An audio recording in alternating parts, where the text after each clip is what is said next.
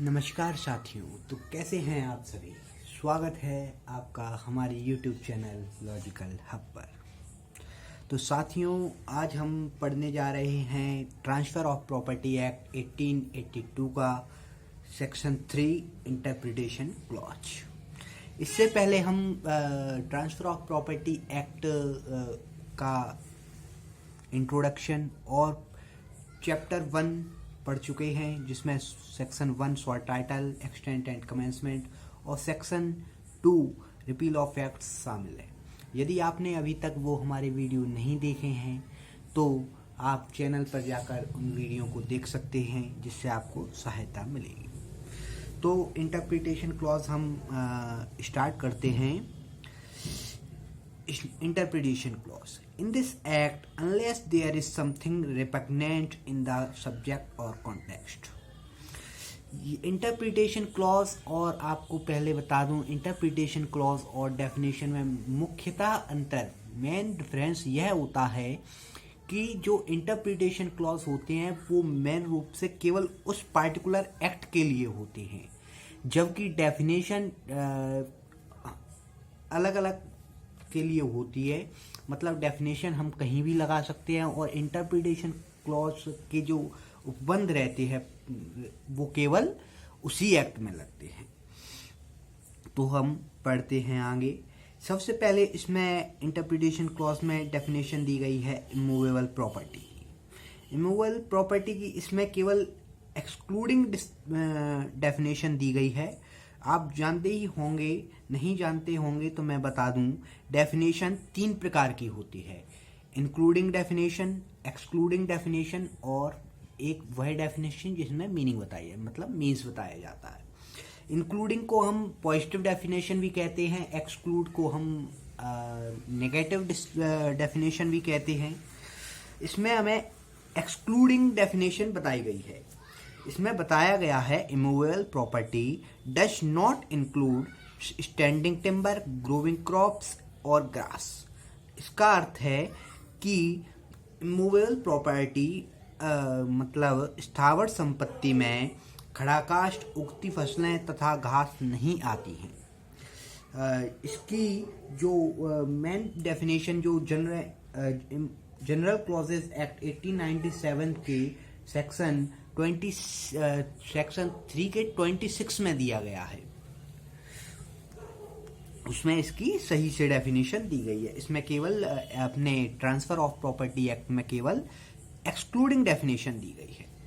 अब हम आगे बढ़ते हैं। इसमें आगे है इंस्ट्रूमेंट। इंस्ट्रूमेंट हिंदी में कहें तो लिखत। Instrument means a non testamentary instrument. Non testamentary instrument से तात्पर्य है, मीन्स है इसका कि एक तो टेस्टामेंट्री इंस्ट्रूमेंट, एक तो टेस्टामेंट्री होती है, एक नॉन टेस्टामेंट्री होती है। टेस्टामेंट्री वह होती है जो last will executed after the death of the person. जो व्यक्ति की मृत्यु के बाद चालू होते हैं उन्हें हम टेस्टामेंट्री इंस्ट्रूमेंट कहते हैं। और नॉन टेस्टामेंट्री वह होती हैं जो व्यक्ति की मृत्यु से पहले, अर्थात बिटवीन लिविंग पर्सन, मतलब जीवित व्यक्तियों के बीच में जो लिखित की जाती हैं, इंस्ट्रूमेंट किए जाते हैं, उन्हें हम नॉन टेस्टामेंट्री इंस्ट्रूमेंट कहते हैं। तो इंस्ट्रूमेंट में केवल नॉन टेस्टामेंट्री ही ऐड होते हैं, टेस्टामेंट्री नहीं ऐड होते हैं। अब आगे इसमें डेफिनेशन दी गई है attested. In relation to an instrument means and shall be deemed always to have meant assessed attested by 2 or more witnesses, each of whom has seen the executant sign or affix his mark to the instrument or has seen some other person sign the instrument in the presence and by the direction of the executant। इसमें है जो attested वह होते हैं, minimum इसमें 2 या 2 से अधिक विटनेस की आवश्यकता, अटेस्टिंग विटनेस की आवश्यकता होती है। और इसमें उन विटनेसेस ने एग्जीक्यूटेंट निष्पादक कर्ता को या तो स्वयं साइन करते देखा हो या फिर उस बिल को एग्जीक्यूट करते हुए देखा हो, या एग्जीक्यूटेंट द्वारा निष्पादक कर्ता द्वारा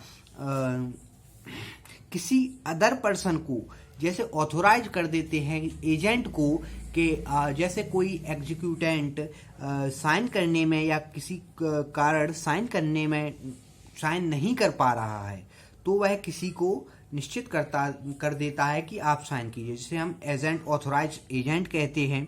यदि ऑथोराइज एजेंट द्वारा साइन की जाती है तो और वो भी एग्जीक्यूटेंट द्वारा कहने पर, तो उसको साइन करते हुए देखा हो विटनेस ने।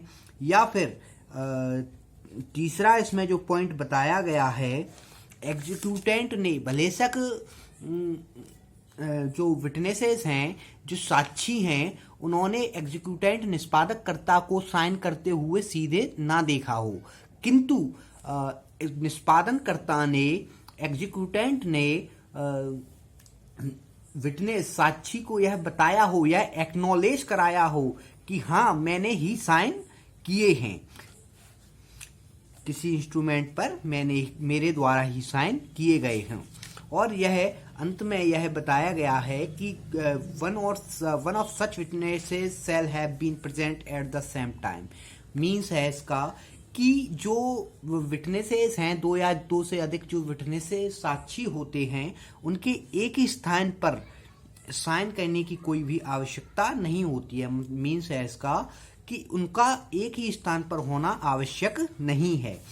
बस केवल इसमें 3 पॉइंट हैं कि साक्षी ने, जो विटनेस है, उसने निष्पादक कर्ता को साइन करते हुए देखा हो, या फिर निष्पादक कर्ता द्वारा किसी ऑथराइज एजेंट को साइन करता हुआ देखा हो, या फिर तीसरा है कि एग्जीक्यूटेंट निष्पादक कर्ता ने अपनी एक्नॉलेज कराया हो विटनेसेस को। और इसमें एक और पॉइंट था, 2 और मोर विटनेस, मतलब 2 या अधिक साक्षी होने ही चाहिए। और आपको बता दूं कि सिविल जज जो एमपीसीजे या किसी भी प्रकार की सीजे से रिलेटेड, सिविल जज या जुडिशरी से रिलेटेड क्वेश्चन में यही मेन रूप से, आप अगर जुडिशरी की तैयारी कर रहे हैं तो यह क्वेश्चन बहुत अधिक बार पूछा जाता है कि अटेस्टिंग विटनेस कितने होने चाहिए, तो 2 और मोर विटनेसेस। अब हम आगे बढ़ते हैं। तीसरी डेफिनेशन जो इसमें इंटरप्रिटेशन क्लॉज में बताई गई है, वो बताई गई है रजिस्टर्ड की।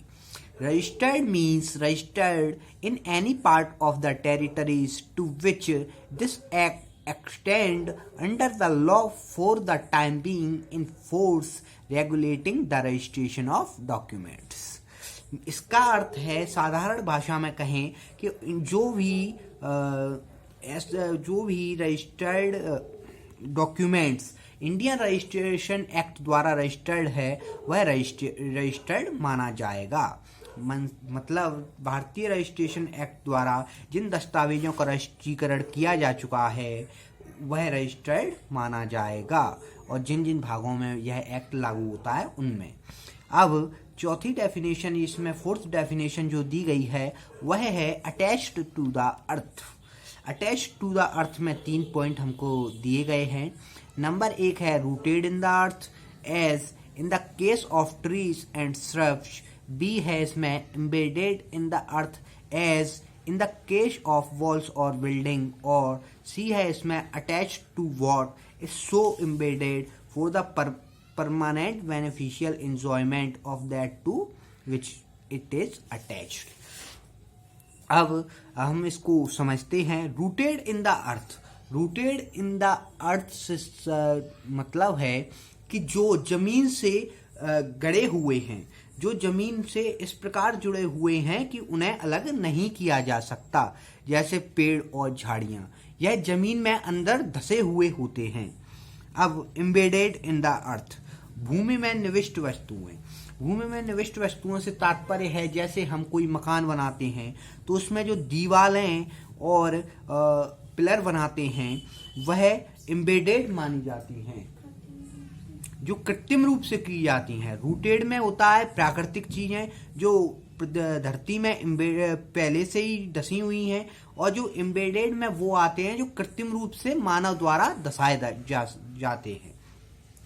Attached to what is so embedded, ऐसी वस्तुएं जो एम्बेडेड वस्तुओं से अटैच्ड हैं। इनमें हम शामिल कर सकते हैं, जैसे किसी घर को बनाते समय हम उसमें परमानेंट उपयोग के लिए, अपने फायदे के उपयोग के लिए हम उसमें गेट, खिड़कियां और विंडो वगैरह, और जो गेट की जो वो वाली जाली होती है वो, और अन्य चीजें जो मतलब परमानेंट यूज के लिए, परमानेंट बेनिफिशियल यूज के लिए हम उसमें ज्वाइंट करते हैं, वो भी अटैच में आती है। तो साथियों, अब हम एक्शनेबल क्लेम की ओर बढ़ रहे हैं। एक्शनेबल क्लेम आपको बताने से पहले मैं आपको यह बता दूं कि ये जो एक्शनेबल क्लेम है, यह इसके लिए मैं अलग से वीडियो बनाऊंगा। आपको इसी में भी थोड़ा समझा दूंगा, लेकिन अलग से वीडियो बनाऊंगा तो आपको सही से समझ में आएगा। तो अलग से जो वीडियो बनाऊंगा वो मैं जल्द ही डाल दूंगा, क्योंकि इस वीडियो में अगर मैं इसको सम्मिलित करता हूँ एक्शनेबल क्लेम को, तो यह वीडियो काफ़ी लंबा हो जाएगा। तो हम इसको छोड़ते हुए आगे बढ़ते हैं। आगे है a person is said to have notice. A person is said to have notice of a fact when he actually knows the fact, or when, but for willful abstention from an inquiry or such which he ought to have made, or gross negligence, he would have known it. Notice किसी व्यक्ति को सूचना से तात्पर्य है कि या तो वह उस तथ्य को वास्तविकता रूप में जानता है, या वह यदि कोई कमी नहीं छोड़ता, मीन्स नेग्लिजेंस नहीं करता, तो उस तथ्य को वह जान जाता। यदि उसने कोई कमी नहीं छोड़ी होती, या यदि वह उस तथ्य को जानने की कोशिश करता, तो वह उस तथ्य को जान पाता। तो यदि वह जान भी नहीं पाया है भले ही, लेकिन यदि वह कोशिश करता, तो भी हम यही मानकर चलेंगे कि उस व्यक्ति को उस तथ्य की सूचना थी। अब इसका इसके एक्सप्लेनेशन जो हमें दिए गए हैं वह भी काफ़ी इम्पोर्टेंट हैं एग्ज़ाम की दृष्टि से, क्योंकि इसमें भी बहुत मेन पॉइंट बताए गए हैं।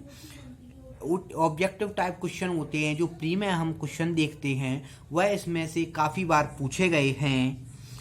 तो इसका एक्सप्लेनेशन 1 हमको बताता है, where any transaction relating to immovable property is required by law to be and has been effected by a registered instrument.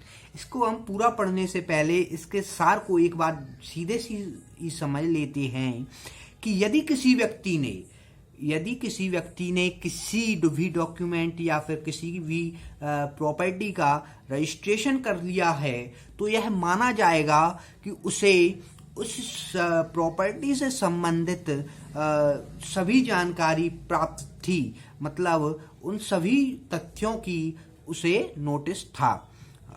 और अब इसके एक्सप्लेनेशन 2 की ओर चलते हैं।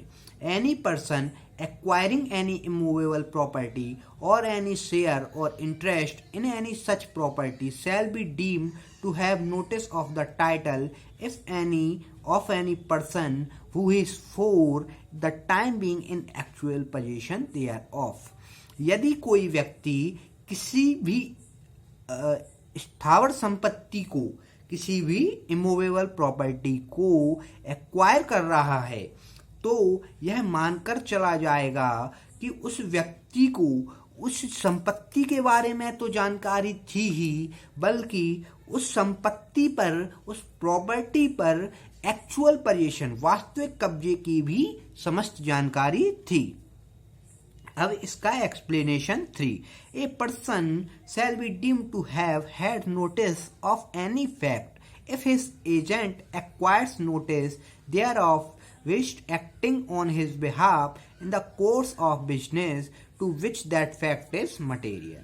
इसमें बताया गया है कि यदि किसी पर्सन के ऑथोराइज्ड एजेंट को कोई नोटिस है, कोई जानकारी, किसी तथ्य की जानकारी है, तो यह माना जाएगा कि उस व्यक्ति को जिसने उस एजेंट को बनाया है, ऑथोराइज परमिशन दी है उस एजेंट को, उसे भी वह जानकारी होगी।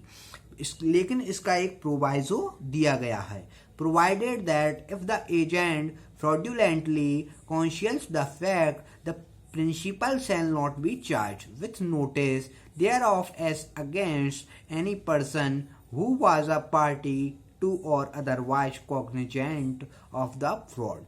इसमें एक प्रोवाइजो यह दिया गया है कि यदि एजेंट कपट द्वारा उस तथ्य को छिपाता है और उस तथ्य को छिपाने में वह पक्षकार भी जो दूसरा पक्षकार है, मतलब जिस पक्षकार ने छिपाने के लिए उस एजेंट को कहा है और वो दोनों किसी तथ्य को छुपाने में सम्मिलित हैं, तो यह एक्सप्लेनेशन 3 नहीं लगेगा। यह मानकर नहीं चला जाएगा कि उस व्यक्ति को भी जानकारी थी कि एजेंट के पास जानकारी है। इसको हम एक इलस्ट्रेशन के माध्यम से समझने का प्रयास करेंगे। जैसे ए और सी के बीच में एक संपत्ति के ट्रांसफर, एक प्रॉपर्टी के ट्रांसफर के लिए रजिस्ट्रेशन किया जाता है, परंतु ए द्वारा बी को ऑथोराइज किया जाता है कि वह सी से सभी प्रकार के रजिस्टर संबंधी कार्य संभाले, लेकिन बी ऐसा करने में कोई फ्रॉड दिखाता है, जिससे बी और सी मिलकर ए के साथ फ्रॉड करते हैं और ए को कोई भी जानकारी नहीं देते हैं, तथ्य की जानकारी। तो यह मानकर नहीं चला जाएगा कि ए को उन तथ्यों की जानकारी थी। तो साथियों, आज हमारा in section 3 transfer of property act complete हुआ। अब इसमें केवल एक डेफिनेशन बची है, वह भी एक्शनेबल क्लेम की। उसका भी वीडियो मैं जल्द ही आपके बीच साझा कर दूंगा। तो यदि आपको यह वीडियो पसंद आई हो तथा आगे भी आप ऐसे ही वीडियो देखना चाहें तो हमारे चैनल को सब्सक्राइब करें और बेल आइकन दबाएं, जिससे आने वाले वीडियो की जानकारी आप तक पहुंचे। धन्यवाद साथियों।